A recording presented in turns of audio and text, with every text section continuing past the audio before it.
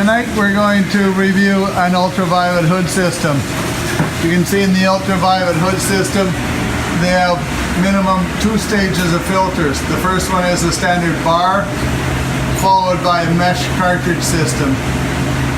Behind the mesh cartridge system are the ultraviolet lights. The grease will pass over and the ozone will kick in at that point. You can see the filters are saturated in grease after 3 months.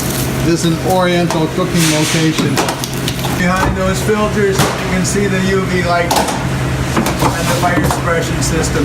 On a UV system, if the light bulbs aren't cleaned on a regular basis and they become covered in grease, the duct will not be protected by the UV and will get contaminated, which will add extra cleaning costs for the owner.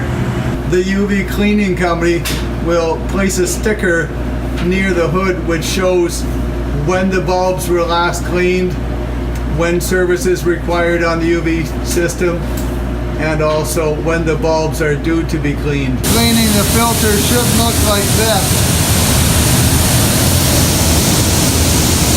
The UV indicator tells us all lights are on and working properly.